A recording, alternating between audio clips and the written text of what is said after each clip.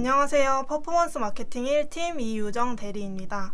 오늘은 마케팅 컨설팅이 궁금하신 분들을 위해서 DB 업종을 예시로 광고 운영 전략을 어떻게 구상하는지 말씀드리려고 합니다. 대부분의 광고주분들이 고민하시는 부분을 예시로 만약에 제가 대표로서 우리 회사가 이런 고민을 가지고 있다면 어떤 개선점과 방향성을 가지고 나아가야 할지 말씀드리도록 하겠습니다. 지난번 영상에서는 이커머스를 예시로 들었는데요.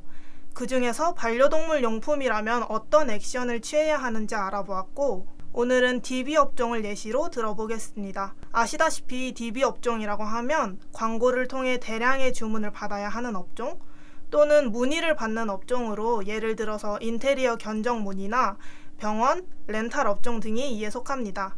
이 중에서 저는 오늘 창업 문의를 예시로 들어볼게요.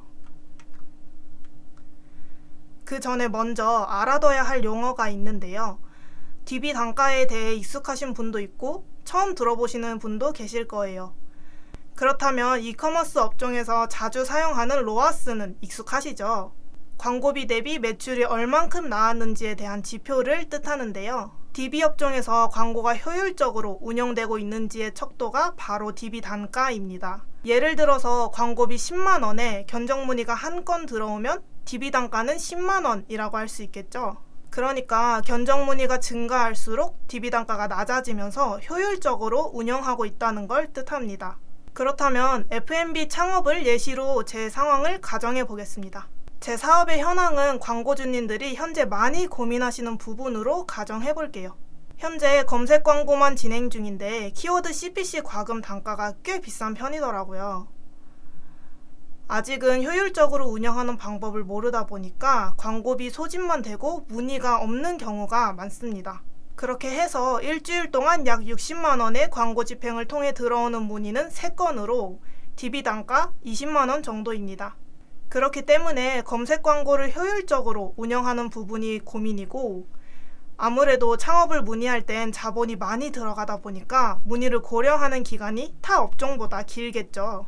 그래서 그 기간 동안 홈페이지에 방문해서 관심을 보였던 사람들을 대상으로 리타게팅을 유도해서 우리 상품이 이런 장점을 가지고 있다는 걸 계속해서 노출시켜야 할 것 같다는 생각이 듭니다. 그런데 다양한 매체 경험이 없다 보니까 어떻게 해야 할지 사실 감이 잘 잡히지 않습니다.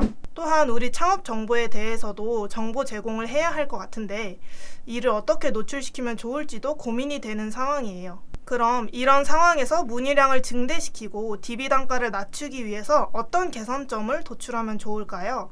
창업을 준비할 때 어디서 많이 정보를 얻는지 조사했더니 포털 사이트와 커뮤니티가 대다수라는 걸 알았어요. 그렇다면 제 상황에 맞는 개선 방안은 이렇게 정리할 수 있습니다. 네이버 검색 광고를 통해 진행했을 때 창업 관련 키워드의 CPC 과금 단가가 높은 편이라서 고민이었죠. 이를 개선하기 위해서는 실제로 DB가 들어오는 키워드 추적을 통해서 전환 키워드 중심의 세팅 전략으로 네이버 검색 광고를 운영한다면 같은 광고 비용이어도 CPC 단가가 높은 것과는 별개로 효율적으로 광고를 운영할 수 있습니다. 따라서 DB 단가는 기존 20만 원에서 10만 원으로 낮출 수 있도록 제 목표를 설정하겠습니다.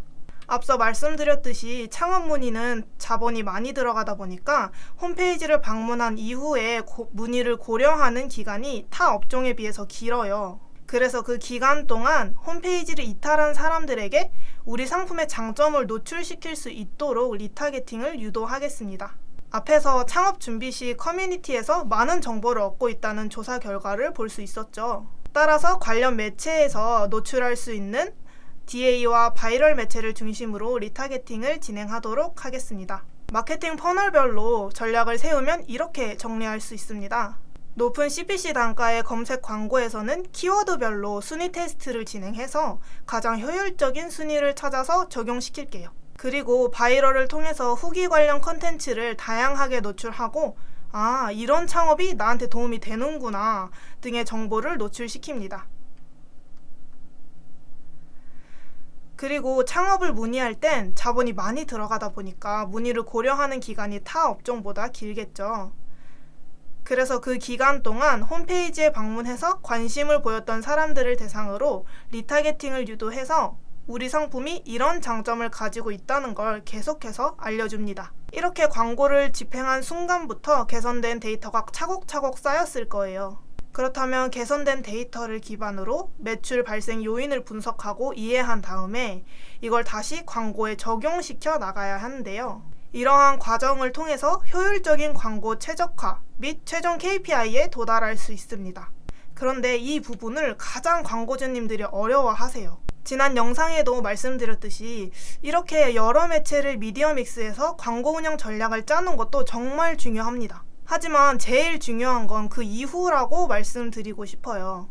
광고를 집행하면서 쌓이는 데이터를 유의미한 분석 자료로 만들고 이를 다시 광고 운영에 적용하는 것이 가장 중요한 부분인데요. 이 과정에서 많이들 힘들어하시고 궁금한 점도 많으시더라고요. 그런 경우가 있으시다면 제 이메일 또는 카카오톡으로 문의 남겨주시면 가장 효율적인 맞춤 광고 운영 제가 알려드리도록 하겠습니다. 감사합니다.